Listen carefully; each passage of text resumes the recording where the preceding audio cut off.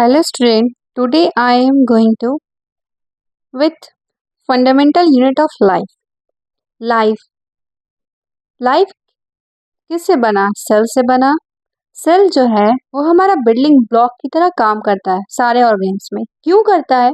क्योंकि वो रेप्लिकेट करता है इसलिए। जैसे कि हमारा कोई हाउस है, किसी का भी घर हो, वो किससे बना होता है? ब्रिक से मिलके बना, बहुत सारा ब्रिक ब्रिक ऐड होता रहता है। उसी तरह सेल बिल्डिंग ब्लॉक कहा गया है क्योंकि वो रेप्लिकेट कर रहा है। इसको डिस्कवर वर्क किए थे हमारे साइंटिस्ट रॉबर्ट हुक 1665 में। सेल जो है वो हमारा फंडामेंटल यूनिट ऑफ लाइफ है। हर इंसान सेल से बने। सेल जो है वो स्ट्रक्चर हर लिविंग ऑर्गेन्स, इंसान ही नहीं, हर लिविंग ऑर्गेन्स, सिर्फ पेन नॉन लिविंग ऑर्गेन्स नहीं, प्लांट भी, एनिमल्स भी, ह्यूमन भी। Cell structural function unit of living organs होता है। सेल को डिस्कवर किए थे रॉबर्ट हुक कॉर्क पे, सबसे पहले देखे थे स्लाइड, उसमें देखे थे सेल का डिस्कवर किए थे। और हनीकॉम्ब लाइक स्ट्रक्चर में सेल को लिटिल रूम भी कह सकते हैं। लिविंग सेल का डिस्कवर करने वाले साइंटिस्ट थे एंटोन वॉन लीवेनहुक। उसके बाद डिस्कवर किए, न्यूक्लियस का डिस्कवरी हुआ रॉबर्ट ब्राउन। उसके बाद सेल थ्योरी की डिस्कवरी हुई Schleiden and Schwann. And then last में ये बताया गया कि जो न्यू सेल है वो कहाँ से आता है, ओल्ड सेल से आता है, वो रुडोल्फ विर्को ने बताया। सेल ये जैसे सेल है, इसमें सेल मेम्ब्रेन है, ये साइटोप्लाज्म है, ये न्यूक्लियस है। न्यूक्लियस जो है वो हमारे पेरेंट्स की तरह होते हैं जो कंट्रोल करते हैं। और ये जैसे कि हम लोग हैं। और ये सेल मेम्ब्रेन दादाजी और दादी जी। जैसे कि रात में जब हम आते हैं तो सबसे पहले उनकी नींद टूटी हुई रहती है, वो देखते रहते हैं कि हाँ कौन है कौन नहीं है, देखे रहेंगे, तुरंत वो पहचान जाते हैं। तो सेल मेम्ब्रेन सबको इंटर नहीं करने देता है, जो उस फैमिली के मेंबर है वो इंटर कर सकते हैं, बाकी नहीं कर सकते हैं। साइटोप्लाज्म जो होता है, यहाँ लिक्विड कंटेंट है, मोस्टली पाया जाता है सेल मेम्ब्रेन के अंदर 80 to 90%। और यहाँ पे मेटाबॉलिक एक्टिविटीज चलती है। ये न्यूक्लियस जो पेरेंट्स की तरह काम कर रहे हैं। सेल किसके बेसिस पे? नंबर के बेसिस पे, शेप के बेसिस पे और साइज के बेसिस पे सेल को डिवाइड किया गया। नंबर के बेसिस पे सेल दो तरह का होता है, एक यूनिसेलुलर और दूसरा मल्टीसेलुलर। यूनि मीन्स वन होता है, एक की बात करेंगे तो यूनिसेलुलर।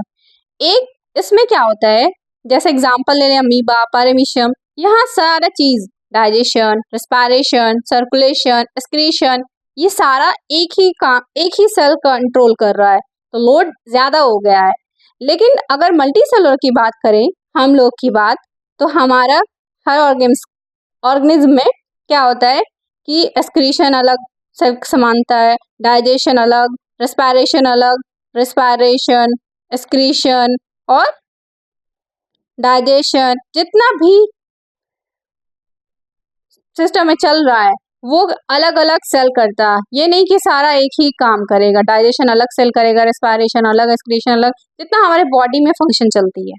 शेप के बेसिस पे देखा गया, आरबीसी बाइकनकेव होता है, सरफेस एरिया ज्यादा करने के लिए इसको बाइकनकेव रखते हैं।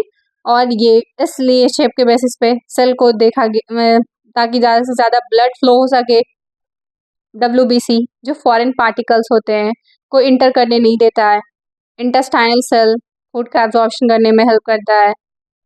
लैक्टिल्स फैट, ओवम और स्पर्म जो मेल का और फीमेल का रिप्रोडक्टिव ऑर्गन्स होते हैं।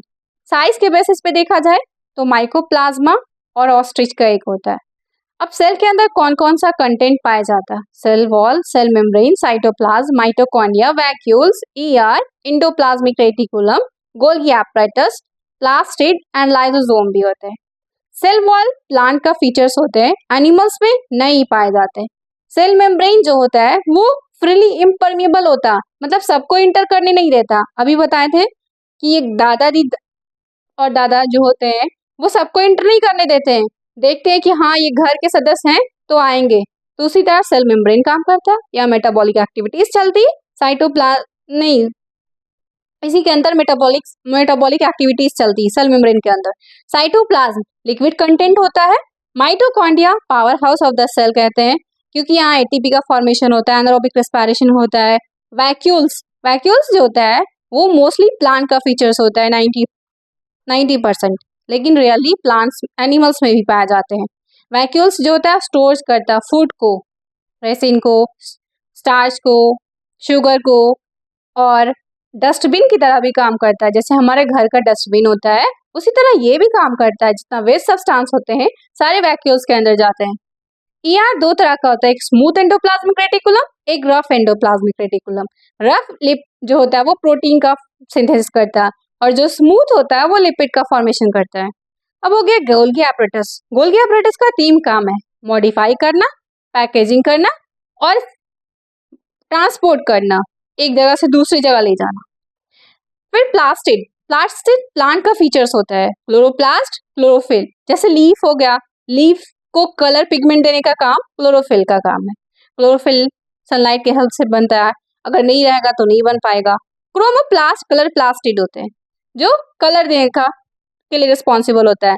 जैसे कि हमारे एप्पल हो गया, बनाना हो गया, जितना भी कलर देने का काम है वो क्रोमोप्लास्ट का है। एंड देन ल्यूकोप्लास्ट जो होते हैं वो कलरलेस प्लास्टिड होते हैं, जैसे ऑयल्स हो गए।